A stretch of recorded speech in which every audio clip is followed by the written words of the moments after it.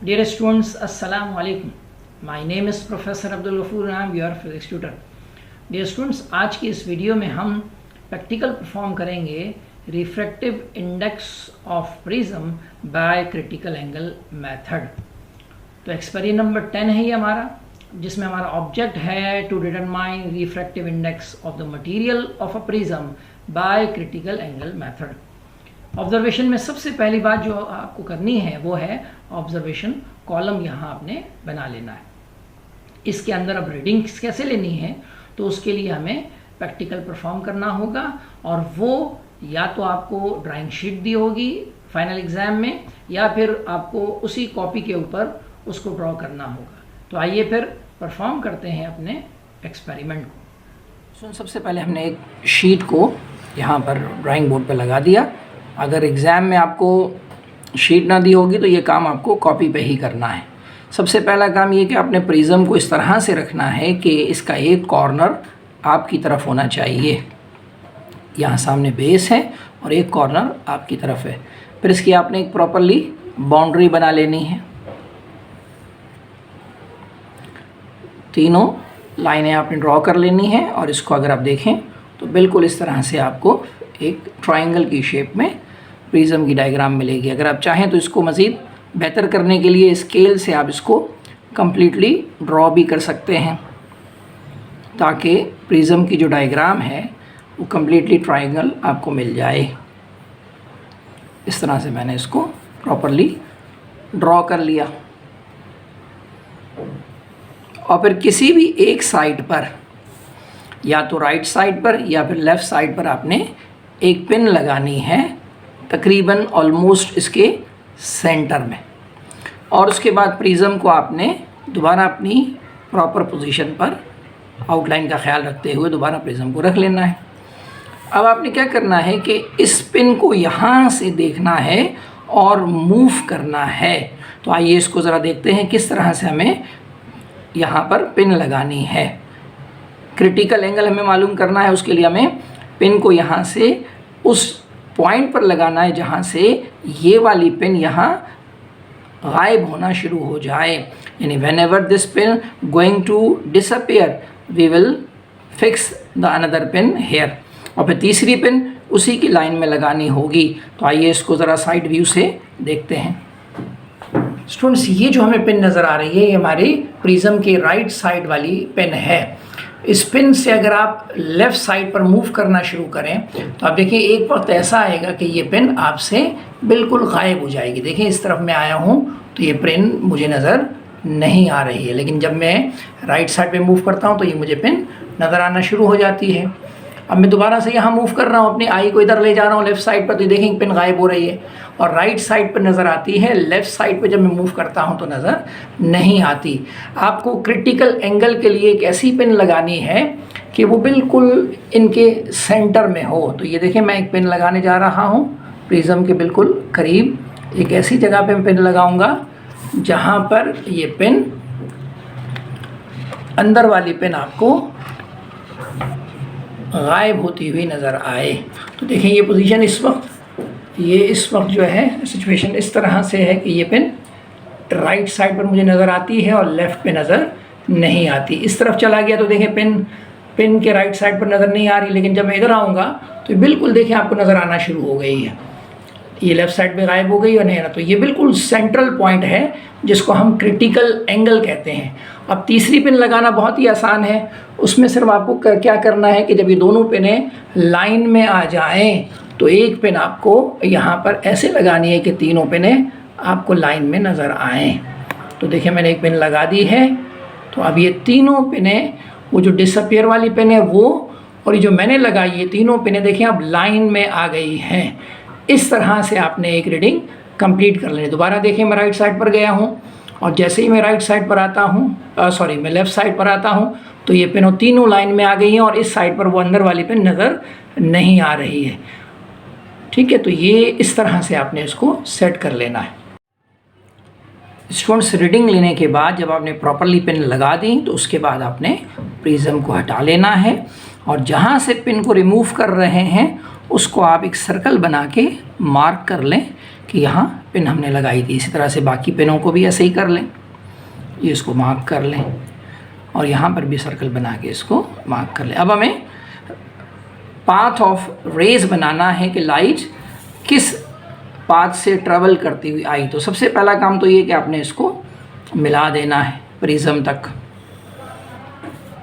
इसके बाद ये जो पिन है, जब हम ये क्रिटिकल एंगल सेट कर रहे थे तो यहाँ एंगल ऑफ रिफ्लेक्शन 90 बन रहा था। इसका मतलब है कि ये सरफेस मिरर का काम कर रहा था, यानी दूसरे अल्फाज में ये पिन हमें इस मिरर के एट द क्रिटिकल एंगल, इस मिरर के बिल्कुल इतने ही डिस्टेंस पे पीछे कहीं बन रही थी।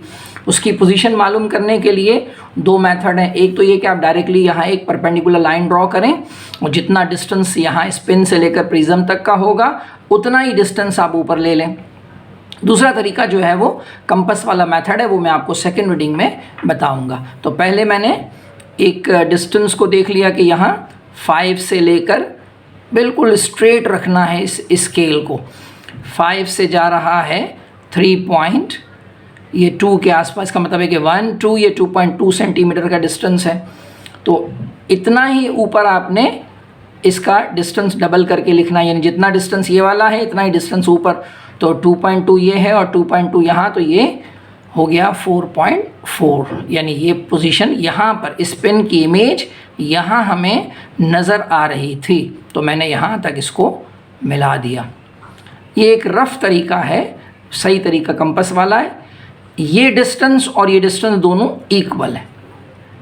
तो अब ये जो पिन यहाँ से आप देख रहे थे ये हमें यहाँ नज़र आ रही थी, तो इसका मतलब है कि मुझे इसको मिला लेना है, क्योंकि लाइट यहाँ ही से ट्रेवल करती हुई हमारी आँख की तरफ आ रही थी। तो मैंने इसको भी मिला दिया।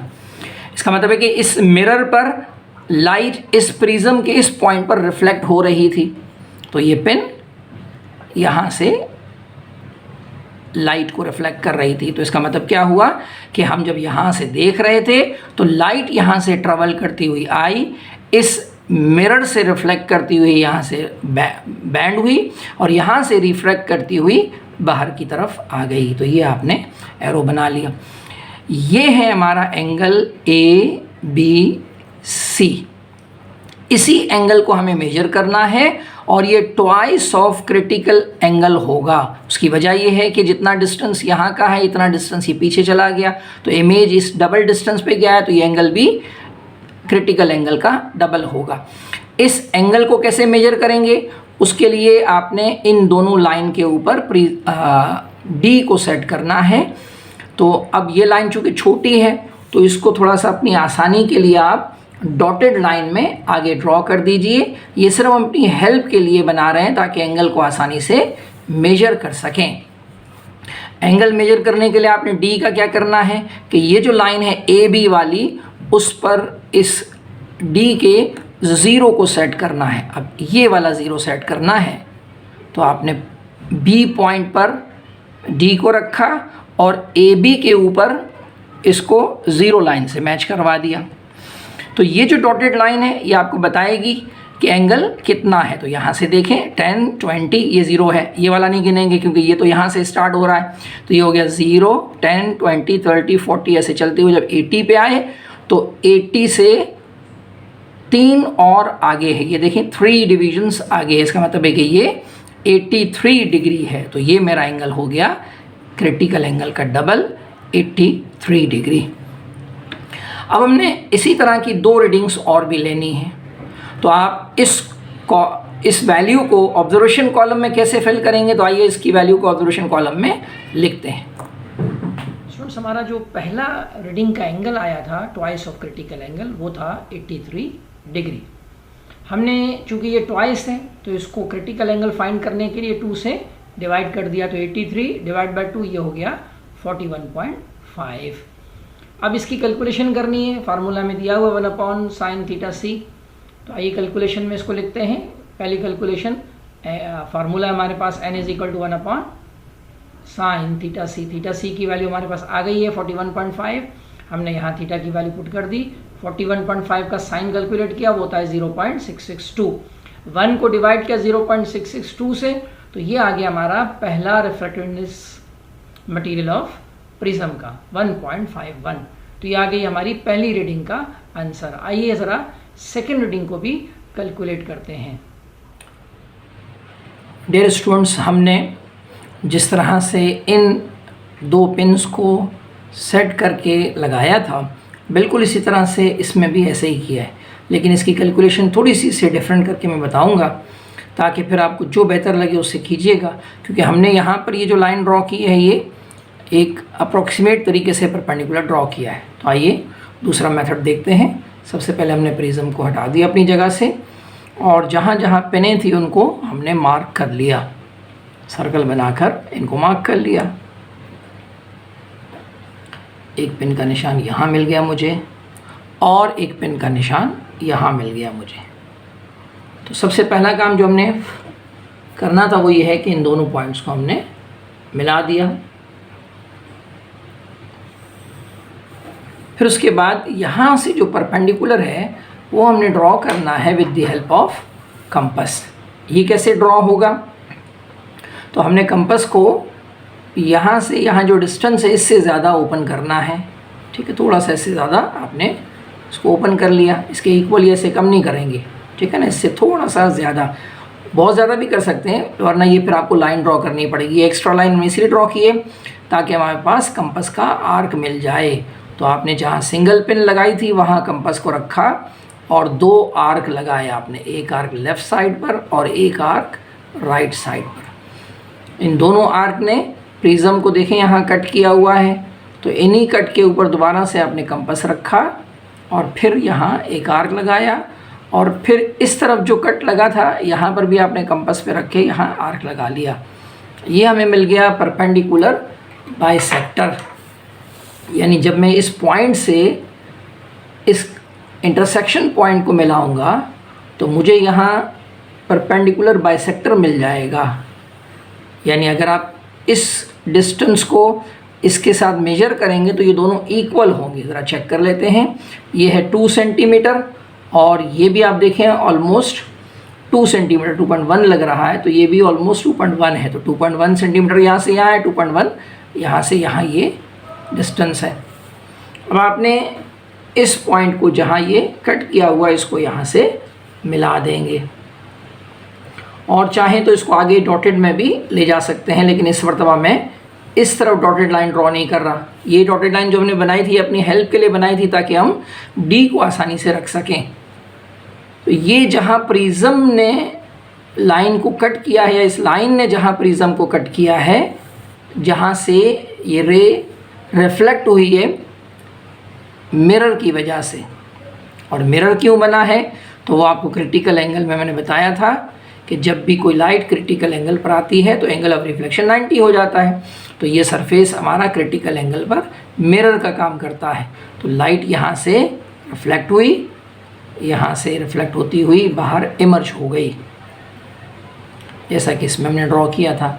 अब यहाँ हमने अपनी हेल्प के लिए डॉटेड लाइन इधर बनाई थी, तो यहाँ एक काम करते हैं, हमने डॉटेड लाइन यहाँ अपने लिए बना लेते हैं ताकि हम डी को किसी और अंदाज से रख सकें। तो पहले हमने डी एंगल ए, बी और सी को मेजर करना है, तो हमने डी को 0 पे यहाँ सेट किया था। इस डॉटेड लाइन ने हमें एंगल बताया था। इस मरतबा मैं इसका रिवर्स करके देखूंगा कि जो बी और सी वाली लाइन है, ये वाली लाइन, इस पर मैं डी का 0 सेट करूंगा इस बी पॉइंट के ऊपर।